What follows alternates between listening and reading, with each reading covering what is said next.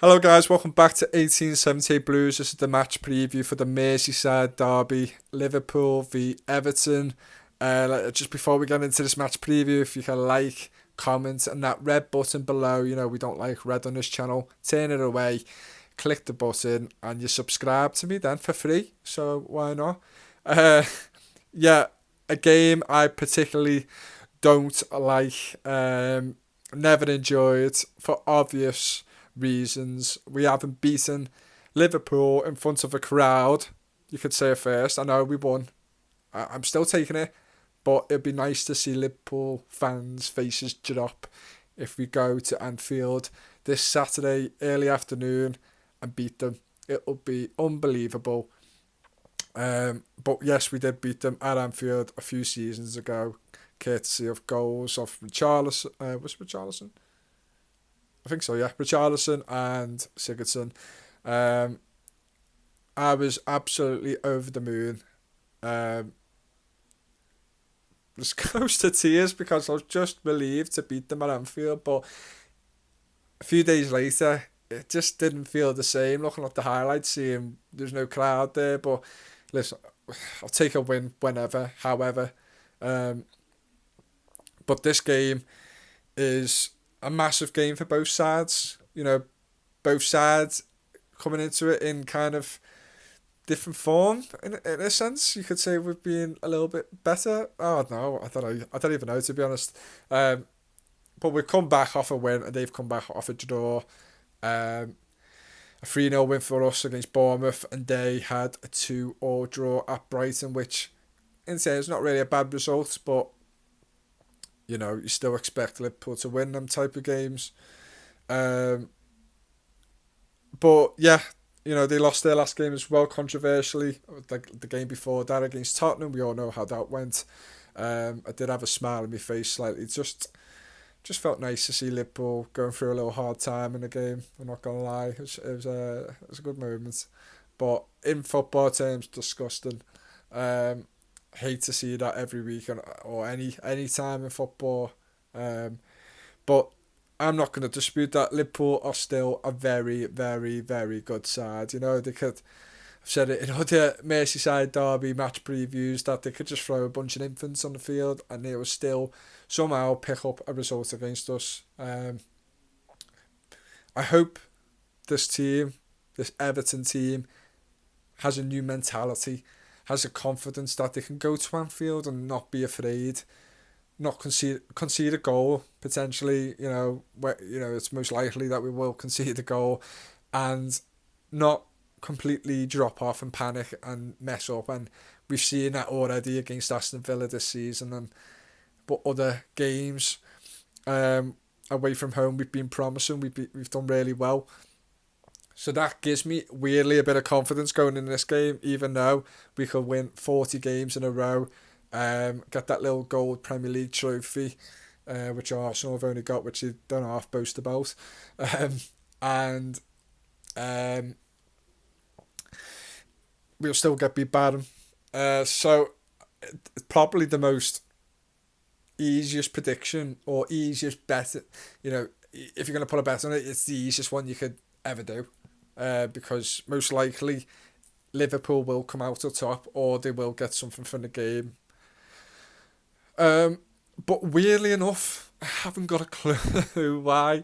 I have no idea why I'm saying this, because I always believe things always have to come to an end. And yes, we beat Liverpool at Anfield a few years ago, but I just have a feeling, just in front of a crowd, I don't know why, and it's probably the stupidest prediction ever, that we will beat them. For the past 4 games, I've said we'll win, and it's a rarity that I do that anyway in a video. Um,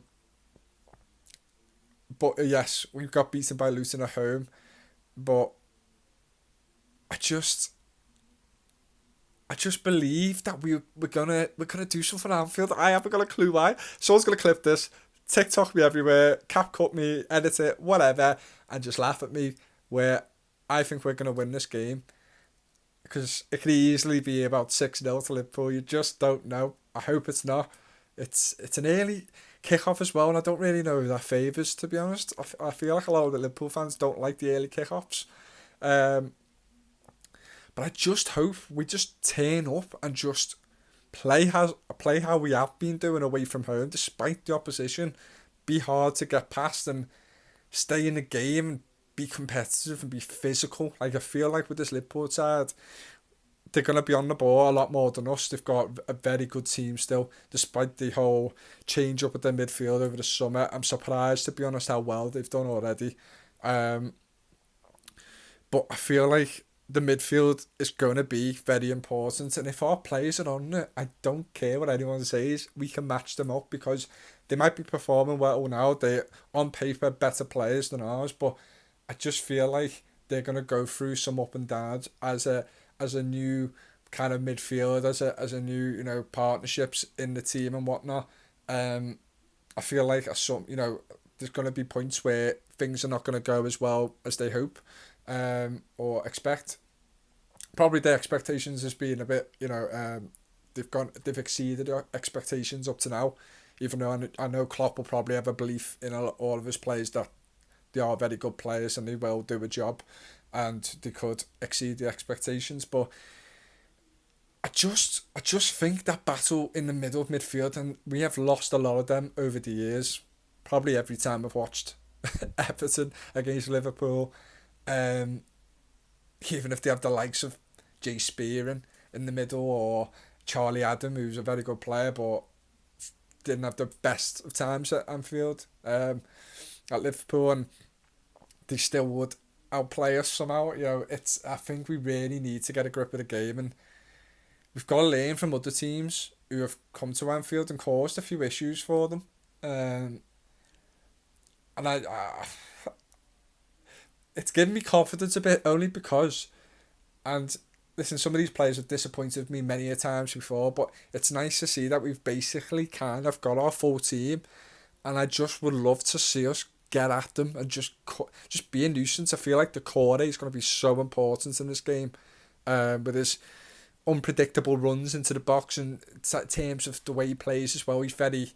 He's a tough one to corner. You never know what you're going to get from him, so I could imagine defending against him would be quite tricky.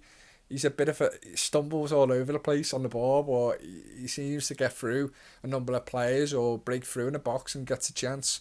I feel like that would be very important. My lineup will be, I'm going to say Pickford, Patterson, even though I worry for Patterson this game, but you're going to have to keep playing him. He's played in big games before. He's played against big players before in international football. So why can't you face the likes of Liverpool wingers coming at you, whoever that will be? They've got a majority of very good ones. It's going to be a tough day for them, but these are the games you should be thriving and wanting to impress. And, you've got the likes of Tarkowski and Branthwaite, which is a mature defender, a Premier League defender who knows the game well, reads it reasonably well, and you've got Branthwaite, who's just a breath of fresh air, who could be the real deal maker for this game as well, if he's on top form. And then Mikalenko worries me a little bit at left back. I really don't know what to choose between Mikalenko and Ashley Young, because I've watched Ashley Young a few times. He gets ripped, but then he's got experience, and these might be the type of games Sean Dyche might really want him to be in, just to, to show his kind of his experience. And but then again, he'll be facing the Mo Salah, which I don't have any confidence in Mikalenko as good as he's been recently, or anyone in the world, to be honest, because Mo Salah's an absolute unbelievable player. He's such an unpredictable player. He can do anything. But we've got to do a job on him, and he has been quiet in some matches, but there's a lot of times he's been quiet in matches and then still scores a goal out of nowhere. God.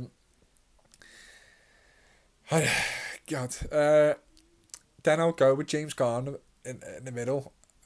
You might pick just a Garner game for experience again, but I just feel like we've had experience in the past and it's not worked out. So I wouldn't mind James Garner getting a run in midfield. And listen, if he gets absolutely hammered everywhere and overran, then you make the changes then. But I feel like it's a more of a positive. Well, there's an argument as well. Just Garner Gay's better away from home. Um, obviously we're going to be a lot more defensive than we are at home. What we should be more attacking at home, which we wasn't the last game, but due to some unforeseen circumstances, which I don't think Dyche would have still put a defensive line up against Luton if Bournemouth if Jessica didn't get injured. But Jessica Gay to me is more suited away from home, so maybe he has to put him in.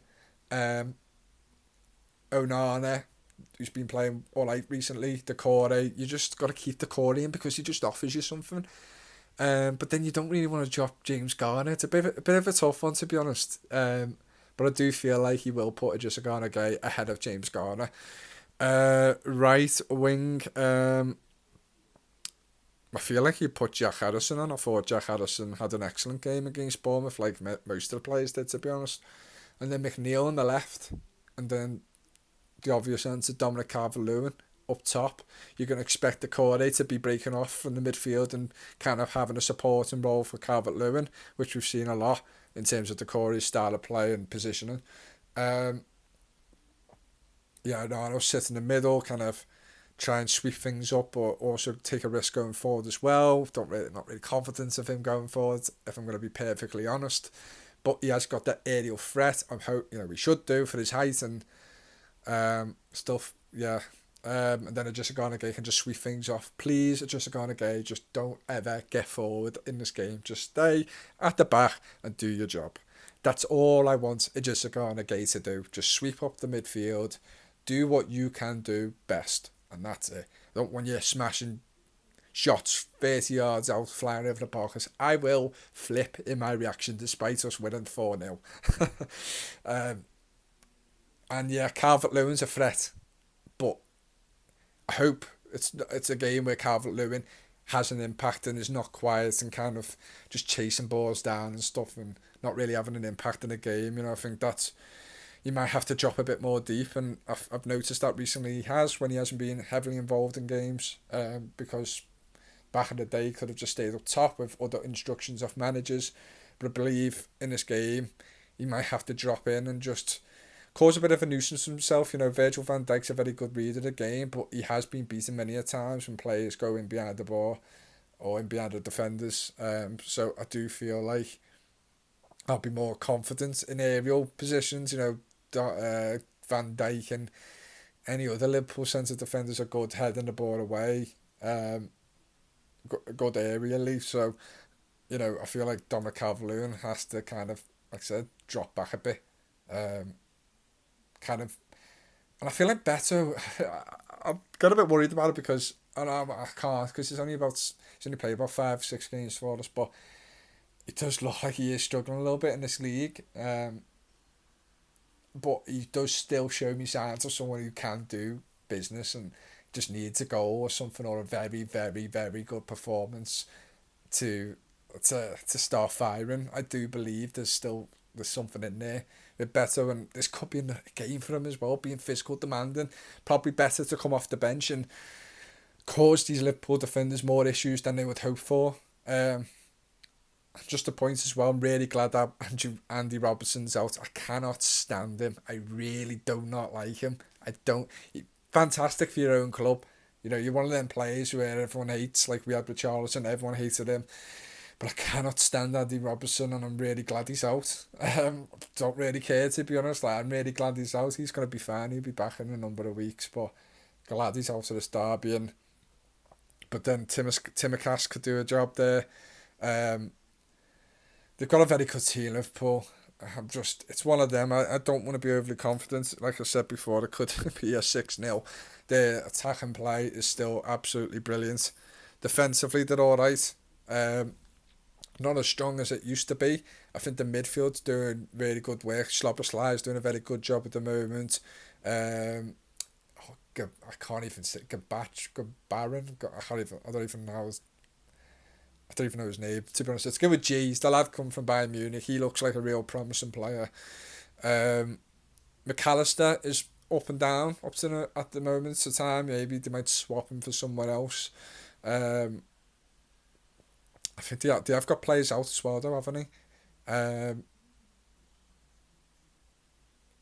Well, Jota will be back. Diego Jota, because he got 2 yellows against Tottenham, missed the Brighton game, and then he'll be back for us. Curtis Jones will be out, which could have been the replacement for McAllister. But McAllister's got an actually decent record against us, so I don't really want to be slating him too much, because you end up banging a 30-yard strike in the top corner. So, yeah. I just hope we get at them and we just do something, because I haven't got many memories as an Evertonian. I really hope Everton listen to this video before you go out on Saturday early afternoon, 12:30, and just listen to this video. Please give us something for Everton fans. Give us a memory. It has been an absolute tough old road in the Merseyside derbies, and I've become quite numb to it all. To be honest, I still get nervous for some reason, because I get nervous more of I don't want to get battered here and get laughed at. But we've got to do a job on them. And, despite arguably they could have won the game against Tottenham, or things could have gone a lot different for them. And then a decent enough points against Brighton, could have won the game. So, but other games, I don't feel like they've done well. But I still don't feel they're at their strongest yet. But hopefully they don't take that out on us. But yeah, my prediction, I haven't got a clue why. Clip this up all you want. At the end of the day, it's going well, apart from the losing game. These predictions and me saying that we're going to win. Maybe I should have more belief in my club. But I'm going to say 2-1 Everton, and I haven't got a clue why. Let's just hope I'm completely right, and I will clip this up myself and put it everywhere if we do win, because what an absolute unbelievable result that would be, and it would take us to 10 points, and obviously there's a lot of work to do from now and then, but what a result that would be. And also very strange to see a Merseyside derby at Anfield as well, first fixture of the season. Normally it's at Goodison, and then later on the stages of the season it goes to Anfield, where we get absolutely smacked up a lot of the time. But gotta have belief. Maybe us playing at Anfield first might be a good thing. Maybe the Premier League have gone, maybe put that as the first kind of home tie of the season, and things might change for Everton. You never know. Cross your fingers, good luck. And also, I'm going to Dublin tomorrow. So if any Irish Everton fans are out there and you're still watching this video 18 minutes in, come and say hello, Sorry, my video went off then. But yeah, I'll be in Dublin tomorrow, so hit me up. But yeah, like, comment, subscribe, and up the Blues. Let's hope we're going to have some smiles on our faces and a few beers down us after the game tomorrow. See you soon.